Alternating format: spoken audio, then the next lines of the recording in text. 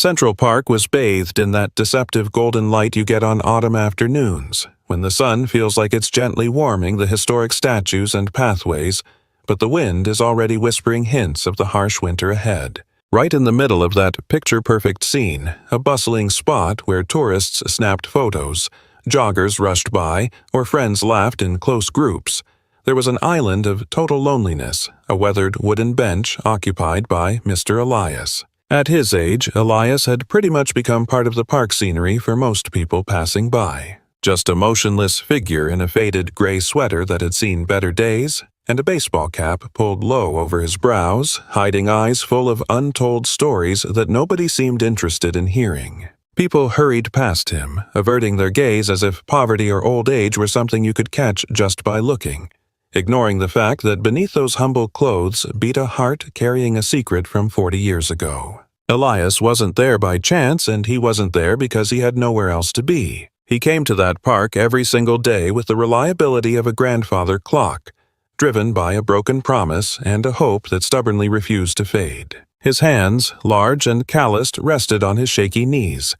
Hands that, once upon a time, could craft wonders out of wood, but now only clutched at the emptiness of time. He stared at the cracked pavement, counting the lines so he wouldn't have to meet the eyes of those ignoring him, feeling the buzz of the city envelop him without ever truly connecting. Loneliness at that age isn't just quiet, it's a relentless echo of memories replaying, questioning what went wrong, what could have been different, and why life left you behind while everyone else moved forward. He was an invisible man in a world fixated on the surface. As the wind swirled dry leaves around his scuffed boots, Elias pondered how cruel time can be. It steals your vitality, but sharpens your memories just to remind you of what's gone. Here, at Tales of Kindness, we love to linger on these overlooked details, because every person you see sitting alone in a park carries an entire world behind their eyes. Have you ever paused to consider the story of someone like that in your own town? I'd love for you to take a moment and share in the comments where you're tuning in from today, and if you've ever felt that kind of invisibility we're describing. Your participation brings these tales to life. They evolve from mere words into a shared community that connects and empathizes. Suddenly, the dull gray of the afternoon shattered with a laugh, bright and innocent.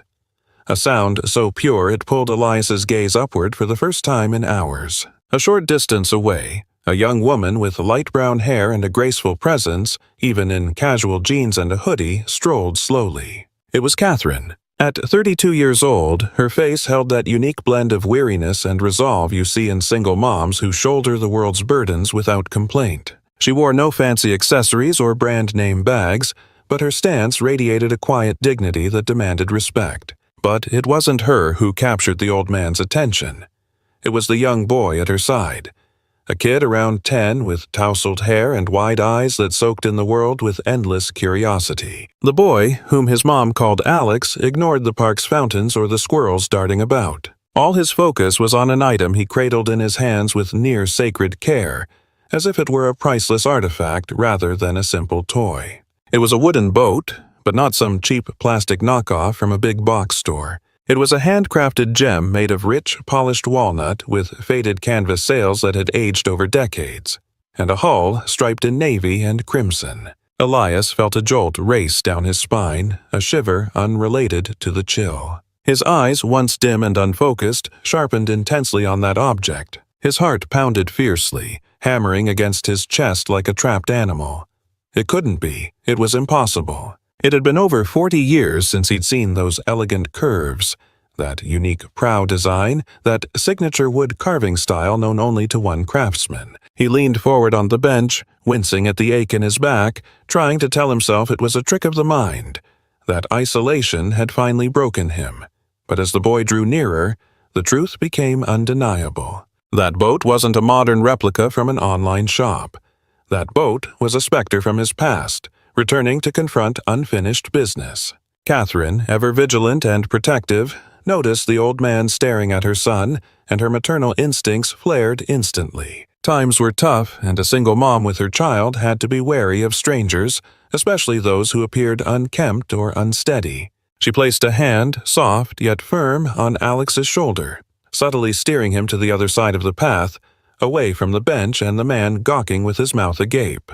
"Come on, Alex, we're running late," she whispered, quickening her pace. But fate, with its hidden and capricious threads, had different intentions for that afternoon. Alex, intrigued by something in the old man's expression, or perhaps guided by a child's pure instinct, halted abruptly, resisting his mother's nudge. "Wait, Mom," the boy said clearly, planting his sneakers on the pavement. Alex looked at the old man, not with fear or the adult's typical indifference, but with real curiosity. He'd seen how the man's eyes fixed on his boat, and for a kid who cherished that toy above all else, spotting someone who shared his fascination was an unbreakable pull. Elias, seeing the boy pause, mustered every effort to appear less imposing, softening his features and lifting a shaky hand in a timid wave. He yearned to shout, to rush toward them, but knew any abrupt action would frighten the mother and shatter this delicate moment. The boy released Catherine's hand and took 2 steps toward the bench, bridging the divide between 2 worlds. Catherine exhaled tensely, but she didn't intervene this time. There was something in the old man's raw vulnerability, in the profound sorrow etched on his face, that briefly lowered her guard. Alex lifted the wooden boat, displaying it proudly like a prize. "Do you like boats, sir?" he asked innocently, his voice piercing the wall of silence that had encased Elias for years. That simple query, posed with the non-judgmental purity of youth, felt like a key unlocking a rusted door. Elias felt emotion rising in his throat, making speech impossible at first. The old man swallowed hard, struggling to maintain composure before these strangers who, unknowingly, held the missing fragment of his life. With a voice rough, cracked from disuse and suppressed feelings, Elias finally managed to reply. That isn't just any boat, kid," he whispered, as his arthritic index finger pointed unsteadily at the painted wooden hull. "That's the Guardian of the Lakes. Can I take a closer look, please?" The plea lingered in the air, laden with desperate longing. Catherine tensed again, weighing the situation, caught between empathy and caution. The boy glanced at his mom for permission, unaware that handing over the toy would unleash a truth forever altering their lives. There was a heavy silence, one of those pauses that seems to quiet the traffic and still the breeze. As Catherine studied Mr. Elias's deeply lined face in his weary blue eyes, she found not the threat she'd initially feared, but a well of nostalgia so profound it tugged at her heart. As a single mother who'd fought bias and isolation alone, she had a keen sense for spotting authentic suffering in others. Slowly, defying all the societal cautions about strangers, she nodded faintly to her son. Alex, with a grin that brightened the overcast afternoon, stepped forward and placed the wooden boat into the old man's quivering hands. The instant Elias's rough fingers touched the varnished wood, it felt almost holy, like a survivor grasping solid ground after years adrift. As he felt the familiar weight, a weight etched in his memory, an astonishing change overtook Mr. Elias's demeanor. His slumped back, bowed from nights on benches and in shelters, straightened a bit, and his hands steadied, now stroking the hull with the finesse of a seasoned artisan. His fingertips followed the wood's grain, not as an inspector, but as one reading a cherished letter in Braille. He knew every curve, every sanded flaw, every knot concealed under the polish. Walnut for the hull, pine for the mast. He murmured to himself, his voice trembling with feeling, as his thoughts journeyed back 40 years to a cozy garage workshop filled with sawdust and aspirations, where the aroma of glue and fresh timber was the scent of joy. That boat wasn't merely a toy, it was a fragment of his soul he'd believed lost forever in the storm that ravaged his life. Alex observed the old man with eyes as wide as saucers, captivated by how this man, who moments ago seemed like a forgotten wanderer, now spoke with the command of a skipper. "Look here, young one," Elias said, gently rotating the vessel and indicating a small, nearly invisible mark near the rudder, a detail no one else would notice. "There's a little groove right here, see it? It looks like a blemish, a dent, but if you trace your finger over it." The old man pressed lightly, and a tiny wood sliver moved, uncovering 2 minuscule initials carved with exact precision, E and M. Catherine leaned closer, incredulous, and suppressed a gasp upon seeing the letters. There was no way this man could know of that concealed feature unless he'd crafted it himself. The mystery deepened, and the air thickened with unspoken queries. "E for Elias," the old man whispered, his voice faltering as he attempted the second initial, as if the M were sharp edges cutting his words. He gazed up at Catherine, and for the first time, she saw beyond the hardship, the artist, the father, the person who'd existed before adversity erased him. "Where did you get this, ma'am?" he asked with an urgency verging on desperation. He needed to trace the object's path, how it endured time and neglect to reach a child's hands in this very park. It was as if the cosmos had schemed, shifting unseen elements across decades to arrange this improbable encounter on an ordinary fall day. Stories like Mr. Elias's remind us that the items around us, those we pick up at yard sales or thrift shops, can harbor emotional weight we never suspect. Sometimes we're merely temporary keepers of others' treasures, awaiting the perfect time to return them to their true owners. On this channel, Tales of Kindness, we believe firmly that coincidences don't exist, only linked destinies. If you too think there's a greater force connecting people through items and recollections, I invite you to type the word HOPE in the comments right now. By doing so, you help spread this message of faith and human bonds. I want to hear your experiences. Have you ever discovered something that felt alive with its own history?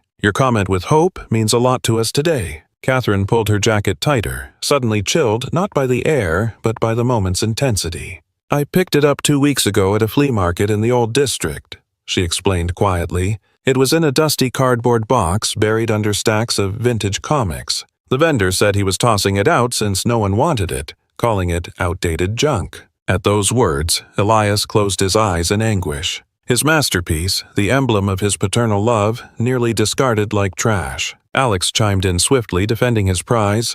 "But I spotted it, Mom. I knew it was special. It was shining, even under the grime. I begged Mom to get it with my allowance." The boy's purity soothed the old man's raw hurt. "It cost just a few bucks," Catherine added, feeling oddly remorseful for paying so little for something of immense worth to this man. "Alex hasn't parted with it since. He even keeps it on his bedside table. He says the boat whispers adventures in his dreams." Elias smiled through his tears. A gap-toothed smile, yet endlessly warm. "That's because it was crafted with so much love, kid. And love, it seeps into the wood, embeds in the grains, and stays forever, no matter the years." The old man traced the mainsail, sewn from fabric once part of a flannel shirt. This boat had a purpose. It wasn't meant for water, but to voyage through time, carrying a message. The crowds around them continued their hustle, unaware of the heartfelt wonder unfolding on bench number 7 in the park. A businessman on his phone nearly bumped Alex, risking the boat, but Elias shielded it instinctively with his body.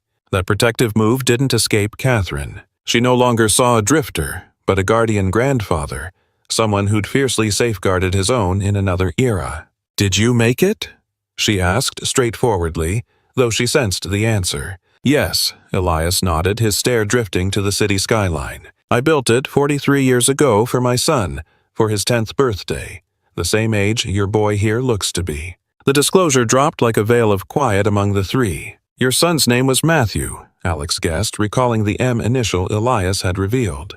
Elias nodded slowly, a lone tear tracing his grimy cheek, carving a clean path on his rugged skin. "Yes, Matthew, my little Matthew." He adored the lakes, even though he'd never visited one. He dreamed of being a skipper. The mood grew solemn. Catherine felt compelled to inquire what befell Matthew, why Elias was alone and homeless if he had a son. But the old man's fragility signaled that topic required delicate handling. The aura of loss radiated from Elias like a stifling wave. There are sorrows that shatter people beyond repair. And Elias was a patchwork of fragments, barely cohesive through reminiscence. But then Elias did something that stunned Catherine and Alex. With hands reclaiming youthful steadiness, he inverted the boat. "Is there more?" he whispered conspiratorially, glancing around to ensure privacy. Something even the seller didn't know. "Matthew and I, we shared a secret." Elias glided his thumb over a particular plank on the hull, identical to others, and pressed a hidden spot, unseen to novices. A faint click sounded, and a small hull section slid aside, exposing a concealed chamber. Alex gasped in wonder. The space was dim, but within, folded precisely and yellowed by 40 years' shadow, lay a note. Time froze as Elias, with gentleness belying his calloused hands, withdrew the paper. It was notebook paper, quartered, edges frayed, tinted like aged parchment. The park's hush felt overwhelming to them. forging an intimate cocoon amid the urban rush. Alex inched so near he nearly toppled, breath held, while Catherine sensed a twist in her gut, knowing she beheld something hallowed. The old man unfolded it cautiously, fearing disintegration like a preserved bloom. As it fully opened, another item tumbled out, a small black-and-white photo with scalloped borders from the 70s. It landed face up on the cool pavement. Catherine knelt swiftly to snatch it before the breeze claimed it. Viewing it, her pulse quickened. The image depicted a sturdy young man, beaming, with a thick mustache and joyful eyes. He hoisted a giggling boy on his shoulders. The man exuded strength, assurance, and boundless paternal love. Lifting her gaze to match that image with the stooped, broken elder before her, time's harshness felt crushing. It was Elias. The same man, but stripped of his radiance. Like a grand edifice reduced to ruins by an unseen quake. Elias accepted the photo with shaky hands and clutched it to his heart, eyes squeezed shut, stemming the flood of tears before strangers. "I wrote this note the day I completed the boat," Elias admitted, voice laced with memories. "Matthew had a fever that week, and I had a foreboding. Just a dad's intuition. I sensed the world shifting too rapidly." Elias read aloud. His words, in faded blue ink, echoed with poignant grace. "To my skipper Matthew, life is like the Great Lakes, sometimes serene, sometimes turbulent. This boat reminds you that even if you stray, you'll always find a safe harbor in your Father's embrace. No matter how far you venture, my love will guide you like a compass. Dad." Alex, who'd never known his own father, felt those lines mend a void in his chest. He regarded Elias not as a vagrant, but as a heroic figure from a tale. "But I never delivered it," the old man went on, folding the note. Life struck hard. Soon after, my wife fell ill. Treatments drained us. I sold my tools, the garage workshop, everything but this boat. I stored it, awaiting a joyful birthday that never arrived, as grief settled in and stayed. Elias eyed the boat in the boy's grasp. When eviction came, I lost so much. I assumed the boat ended in a dump, crushed, forgotten. To imagine it endured 40 years, handed along, bearing my vow unseen. It's a miracle. His eyes met Catherine's, brimming with thanks. "Thank you for saving it, for not letting my promise perish in waste." It's in such moments, when history and now merge in beauty and ache, that we see our interconnected threads. Here on Tales of Kindness, we're passionate about uncovering how ordinary objects harbor profound emotions. I'd like to pause this touching tale to ask something key. Where are you joining us from right now? The States, Canada, or a far-flung spot? Drop a comment with your city and country. I adore seeing how these human stories travel. And share. What do you make of Catherine's response so far? Your views build our empathetic circle. Don't forget to subscribe if these narratives resonate. Alex, with children's noble spontaneity, extended the boat to Elias once more, resolute. "Take it, sir." "Elias, it's yours, it's Matthew's. I can't keep it knowing its meaning." The act was so genuine that Catherine swelled with pride for her son, but Elias shook his head softly, declining with boundless gentleness. "No, kid, not anymore. Matthew, he's no longer that boy, and I'm no longer that skipper." The old man laid his hand over Alex's, securing the boy's fingers around the hull. "The boat chose you. Boats pick their captains, not vice versa. You saw its worth when others didn't. You rescued it. Now, guard it with the love I infused. I only ask that you cherish it as I did." Catherine observed, her thoughts swirling. Something in Elias's account felt off, or rather, oddly familiar. As he spoke of his ailing wife and lost workshop, Catherine recalled a family legend her aunt shared about a talented woodworker in the neighborhood who vanished after tragedy. "Your last name is," she ventured, unsure if to delve deeper. "Are you Elias Johnson?" The old man stiffened. That name hadn't been uttered with respect in ages. To society, he was the park bum, a nobody. Hearing his full name was a jolt, reviving him. "Johnson," Elias echoed, tasting the sounds like fine cuisine. "Yes, I was Elias Johnson long ago." Catherine covered her mouth. "My aunt mentioned your creations. She said you built cradles like dreams and desks enduring generations. She always pondered what happened to you and your son." The reference to his son cast a gloom over Elias's expression. "Matthew left," he stated curtly, pain closing that door. When I couldn't provide the promised future, as hardship devoured us, he sought life elsewhere. He was justified. He couldn't witness his dad become this. He gestured at himself, his tatters with gut-wrenching disdain. The sun dipped low, evening's bite sharpening. Catherine knew she couldn't bid farewell and head to her cozy apartment, abandoning Elias Johnson, the fabled craftsman turned specter, to shiver on a bench. She glanced at Alex and saw her son's silent appeal. "Mr. Elias," she declared firmly, leaving no room for debate. "We're not leaving you here. It's getting cold and you need a warm meal. There's a diner nearby, the Corner Cafe. Please join us, my treat." Elias attempted protest, pride clashing with necessity, but the imagined scent of coffee and invitation's warmth prevailed. "Nah, I don't want to impose, ma'am. I reek. Folks will gawk." "Let them gawk," Catherine countered, offering her hand. Not pityingly, but respectfully. "You're the maker of the lake's guardian, my son's beloved toy. To us, you're a star." That phrase, delivered with a sincere smile, fully dismantled the old man. With effort, bracing on the bench, Elias rose. His joints protested, but for the first time in years he walked not as a shadow, but companioned, flanked by a mom and boy clasping a wooden boat. As they traversed the park toward the diner, Catherine subtly drew her phone. She had a wild intuition. While Elias chatted with Alex about fishing knots, she texted an old friend in City Hall records. The note, "Need to find a Matthew Johnson. Urgent. Life-changing." Entering the cozy diner, the shift was stark. The park's nippy gusts yielded to warm air scented with fresh brew and apple pie. Yet, the unusual group's arrival drew eyes. The server, a young woman in a neat apron with a skeptical air, eyed Mr. Elias. Her glance swept his shabby attire and muddy boots disapprovingly, poised to cite policy when she met Catherine's firm stare. No words needed. Her protective, bold stance signaled that ejecting the old man would spark a memorable fuss. The server relented, nodded curtly, and seated them at a quiet booth in the rear, near a heater. Mr. Elias eased into the vinyl seat gingerly, as if afraid to soil or damage it. When Catherine ordered a tall hot cocoa, a turkey melt, and a wedge of cherry pie for him, his eyes misted anew.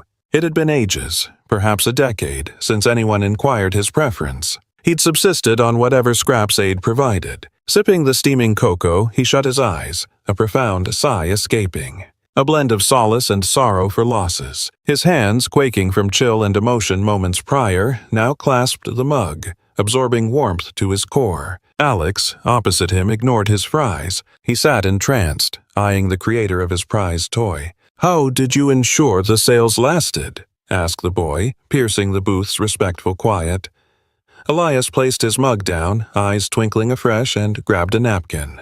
"The trick, Alex, isn't the cloth, but pre-treating it," he explained, folding the napkin with surprising skill, morphing paper into grace swiftly. "I soaked it in herbal tea and thinned glue. That toughens it and adds that aged, voyage-worn vibe. A fine vessel isn't just timber and tacks, it's patience and lessons from the waters." Catherine watched, utterly engrossed. Before her, the vagrant faded, revealing the expert artisan, the insightful, skilled man life had obscured under adversity. His intellect remained keen. He merely needed listeners who appreciated him. Then, Catherine's phone buzzed on the table, a vibration like an alert in their intimate haven. She checked discreetly, heart yesterday racing. It was her friend's response from records. She swiped and read. Her eyes widened, stifling a cry. The details were exact, thorough, and stunning. Matthew Johnson lived, he was local, and no stranger. The text linked a recent local news piece. It commended. Catherine looked at Elias, still teaching Alex about bow and stern, oblivious that his history had been pinpointed digitally nearby. The revelation in her grasp was explosive. Life sometimes places us at forks where one choice alters fates. Catherine stood at that juncture. She could remain silent, let Elias eat and return to his bench, or hazard reopening a scar for lasting mending. On tales of kindness, we know potent tales involve daring steps others avoid. Before Catherine decides, I'd ask you, viewing from afar, what would you choose? Reveal the truth, risking kerosene, or shield with quiet? Pause and comment your thoughts. I am eager to read them. And if this twist-filled story captivates, subscribe to catch the conclusion. Catherine inhaled deeply, pocketed her phone, and resolved that truth, however tough, was redemption's sole route. "Mr. Elias," she interjected softly, halting the lesson. The old man regarded her with a fading smile upon seeing her gravity. Why never search for Matthew when times improved? Or sooner? The query was blunt, nearly harsh, but essential. Elias dropped his eyes to his cleared plate. "Shame, dear. Shame weighs like concrete," he admitted hoarsely. "At bottom, you believe you're poison to loved ones. I convinced myself Matthew fared better without a failed dad unable to shelter him. I thought vanishing was kindness, and years passed. Rejection's fear outgrew reunion's yearning. Alex, with kid's unwitting insight, touched the old man's hand. But my boat was grimy and lost, and I loved it still." He affirmed, "Didn't mind the dust or age. I polished it 'cause I knew its value. Matthew surely feels likewise." The boy's words struck Elias like a hammer, crumbling decades' self-barriers. A 10-year-old's logic of boundless love undid 40 years' guilt. Fatherhood's worth wasn't success or wealth, but presence. Elias had self-punished with absence, mistaking it for love. Catherine grasped that vulnerable instant to deploy her ace. She rotated her phone, sliding it across to Elias. The screen glowed with a sharp image of a man in his 50s, salt and pepper hair, in a crisp suit with a hard hat underarm. He shared Elias's eyes, sturdy nose, build. "His name's Matthew Johnson," Catherine murmured. "He's lead designer for the new community arts hub rising across the park by the lakefront. He's earned national accolades. He's prominent, Elias." The old man gaped at the photo like a vision. He touched the display tentatively, stroking his son's digital visage. "It's him," he breathed. "Lord, it's him. He appears so resilient. He's here, Elias." "Under half a mile from our spot all afternoon," Catherine pressed, sensing urgency. "The story notes today's the main framework reveal, and he'll oversee till evening." Fate's irony crushed. The destitute father on a bench, gazing blankly, while his architect son erected the future steps away, divided by greenery. "And lay. Time is of misconceptions." Elias glanced up, panicked. "Can't go like this," he said, eyeing his grime. "I'm a mess. He's refined, a designer, and I'm this. He'll spurn me." Gaze with revulsion like the server. Terror threatened ruin. Catherine rose sharply, wallet out for the check. She wouldn't let dread triumph. "He won't notice clothes. Elias, he'll see Dad, and if not, he's unworthy, but you must attempt. Alex has the boat, you have the note. We have to bridge this." She fetched Elias's coat, proffering it. "Let's go, before he departs." Alex sprang up, cradling the boat like armor. "I'll join you, Mr. Elias. If he's unkind, I'll say you're the top woodworker ever." Propelled by the mother and boy's resolve, faith alone, Elias stood. His legs shook, not from age but sheer dread and hope. They exited into the descending night, heading to the site's glow, toward an encounter that could transform or shatter his remnants. The site loomed like a beacon of steel and light amid the gloom. Floodlights cut the fog, illuminating a grand structure's frame. Machinery's roar and crew calls formed a daunting barrier. Elias halted meters from the barrier, dwarfed by his son's creation. "What if he refuses me?" he muttered, tugging his coat as if to vanish within. "See me. Really see me. I'm a past phantom tainting his bright future." Catherine gripped his arm. "You're no taint, Elias. You're his foundation. A tree without roots falls, regardless of height." They neared the guard post, where a burly sentinel barred them routinely. "Staff only. Private zone," he grunted, barely glancing. Noting Elias's look, his tone hardened. "No handouts, old-timer. Keep moving." Elias retreated, defeated from the start, set to reclaim his bench and solitude. But Alex, armed with youthful courage, ducked the guard's reach and dashed to the fence. "Mr. Matthew," he yelled full force, his voice lost in a crane's din. The guard whirled angrily to seize the child, but Catherine interposed like a protector. "We need to deliver something crucial," she implored, scanning engineers poring over plans afar for the man in the photo. Alex, his shouts futile, improvised. He pressed against the wire, hoisting the boat high through the gaps. The lake's guardian dangled, spotlighted, gleaming like a signal. In that moment, as if the cosmos intervened, Matthew Johnson looked up from the schematics. Something snared his sight. A familiar wooden outline sketched endlessly in his mind. The designer removed his specs, narrowing his eyes. The surroundings muted. Impossible. He advanced mesmerized to the barrier, ignoring alerts, pulled to the improbable item held by an unknown kid in the chill night. As Matthew neared, his heart thundered. Reaching the fence, he bypassed the boy and the woman, his eye tense riveted on the elder in the shadows. He stepped back, realization gradual, shattering. Despite the lines, unkempt beard, and rags, he knew the stance, the hand's form, the melancholic gaze. "Dad," Matthew whispered, his voice reverting to a boy's. Elias advanced, quaking, tears streaming down his soiled face. "Matthew," he replied, his voice Roger says. "Forgive me, I only wished to check you're well. I meant no intrusion." The guard, baffled, lowered his guard, sensing something beyond his scope. This is the pivotal instant, the climax where ego crumbles, leaving raw truth between souls. At Tales of Kindness, we thrive on these redemption moments. Before unveiling this 40-year delayed reunion's end, one final request. If this stirred you, evoked a throat lump or tear, subscribe now and turn on the bell. We aim to touch more souls. Comment, believe in fresh starts? Would you pardon 40 years away if shame-driven, not loveless? Your view bolsters us. Type forgiveness if you think family scars can heal any time. Matthew signaled briskly, gate opened.